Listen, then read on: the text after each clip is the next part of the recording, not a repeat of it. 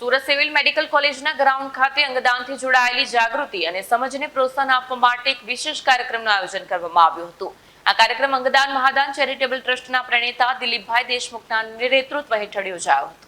સુરતની નવી સિવિલ હોસ્પિટલના ઇકબાલભાઈ કડીવાલાના સહયોગથી આયોજિત થયેલો આ અંગદાન મહાદાન કાર્યક્રમ મોટી સફળતા મળી। કાર્યક્રમમાં 500થી વધુ મેડિકલ વિદ્યાર્થીઓએ ભાગ લીધો, જે અંગદાન વિષય પ્રત્યે યુવા પેઢીમાં વધતી રુચિને દર્શાવે છે। કાર્યક્રમનો એક રોચક ભાગ તો વિદ્યાર્થીઓ દ્વારા બનાવવામાં આવેલી સુંદર કલાકૃતિઓ હતી। કુલ 70 જેટલા વિદ્યાર્થીઓએ અંગદાન જાગૃતિ વિષય પર આધારિત પોતાના હસ્તનિર્મિત પેઇન્ટિંગ પ્રદર્શિત કર્યા, જેમની મારફતે તેમણે અંગદાનના મહત્વને સૌંદર્યપૂર્ણ અને સરળ રીતે સમજાવ્યું।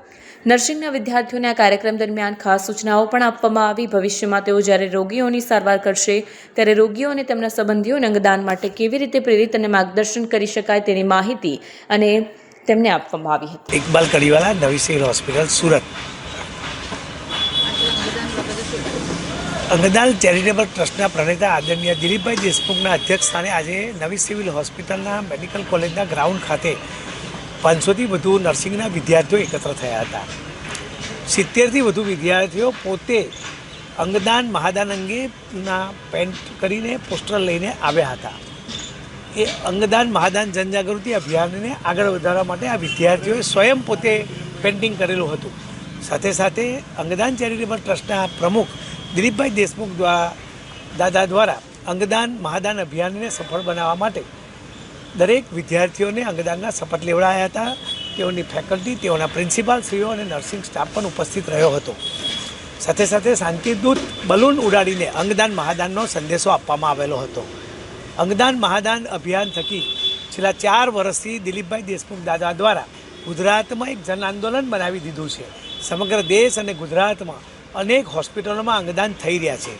બ્રેન ડેથના કિસ્સામાં એનો પરિવારને સમજાવવા માટે અનેક લોકો પ્રયાસ કરી રહ્યા છે, પરંતુ આ નર્સિંગ વિદ્યાર્થીઓ અને નર્સિંગ સ્ટાફ એ ડૉક્ટર અને સમાજ વચ્ચેની ખૂબ અગત્યની કડી છે। ત્યારે એ લોકો જે દર્દીના સ્નેહીજોને સમજાવે છે અને એના કારણે અનેક લોકોને ફાયદો થતો હોય છે।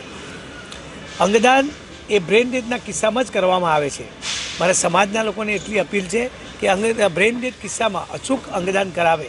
આપણે ભગવાનને પ્રાર્થના કરીએ કે કોઈના પરિવારમાં કોઈનું બ્રેન ડેથ ના થાય, પરંતુ કુદરતી રીતે જો થાય તો તેનો પરિવાર અચૂક અંગદાન કરાવે, જેના કારણે જે લોકો મોતના મુખમાં અંગો વગર પ્રતીક્ષા કરી રહ્યા છે, કોઈને કિડની, કોઈને લીવર તો કોઈને હાર્ટ, એવા લોકોને અંગો મળવાને કારણે એના જીવનમાં અચૂક રોશની આવે છે। સિવિલ હોસ્પિટલ સુરત ખાતે 88 જેટલા અંગદાન થવાને કારણે અનેક લોકોના જીવનમાં રોશની આવી છે।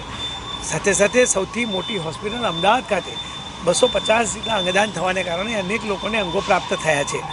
સમગ્ર ગુજરાતની નાની મોટી પ્રાઇવેટ હોસ્પિટલોમાં પણ અંગદાન થવાને કારણે અનેક લોકોને અંગો પ્રાપ્ત થયા છે। સમાજના NGO, સમાજસેવકો, સાથે સાથે રાજકીય આગેવાનો, પ્રેસ મીડિયાના મિત્રો, આ તમામને હું અપીલ કરું છું કે અંગદાન મહાદાન અભિયાનને અચૂક જન આંદોલન બનાવે, જન માનસ સુધી આ સંદેશો પહોંચવાને કારણે અંગદાન થવાથી અનેક લોકોને અંગો પ્રાપ્ત થાય અને એના જીવનમાં રોશની આવે। આ ભગવાનનું કામ છે, પુણ્યનું કામ છે। આજે નર્સિંગ વિદ્યાર્થીઓએ સંકલ્પ કર્યો છે કે જન માનસ સુધી આ આંદોલનને લઈ જવું અને જેને અંગોની જરૂર છે એને અંગો પ્રાપ્ત થાય। ખૂબ સારા માહોલમાં આ કાર્યક્રમ થયો છે। ભારત માતા કી જય, વંદે માતરમ।